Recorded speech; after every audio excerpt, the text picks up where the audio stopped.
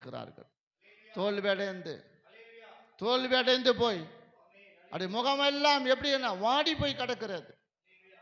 அநேக தேவ பிள்ளைகளுடைய முகங்கள் அப்படித்தான் இருக்கிறது.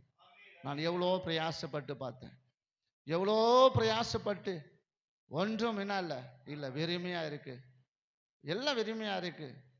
தோல்வி தான், தோல்வி தவிர, தோல்வி முகத்தை தவிர ஒன்றுமே இல்லை, மிக வருத்த முகத்தை தவிர ஒன்றுமே இல்லை.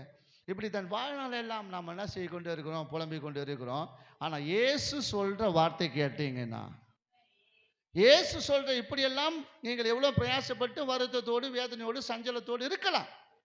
ஆனால் இயேசு சொன்ன வார்த்தை, அவர் சொல்றாரு, ஒன்றும் எங்களுக்கு அகப்படல, ஆகிலும் உம்முடைய வார்த்தையின்படியே வலையை போடுகிறேன். அப்ப இயேசு சொன்ன வார்த்தையின் பிரகாரம் வலையை போட்டார். இயேசு சொன்ன வார்த்தை என்ன? ஆழமான இடத்துக்கு கொண்டு போ அப்படின்னார். அப்போ அவருடைய வார்த்தையில என்ன இருந்தது? வல்லமை இருந்தது. அவருடைய வார்த்தையில் அபிஷேகம் இருந்தது.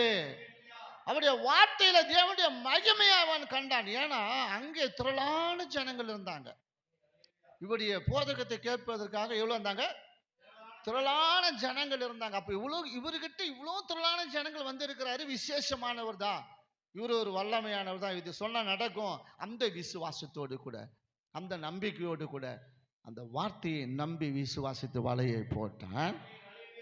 அப்படியே அவர்கள் செய்து தங்கள் வலைகள் கிழிந்து போகத்தக்க மிகுதியான மீன்களை பிடித்தார்களாம். அவங்க என்ன செய்யாங்க? அந்த வார்த்தையை விசுவாசித்து நம்பி அவர்கள் வலையை போட்ட பொழுது என்ன நடந்தது? அற்புதம், அற்புதம் நடந்தது, அதிசயம் நடந்தது. தேவனுடைய வல்லமையை வெளிப்படுத்தினார்.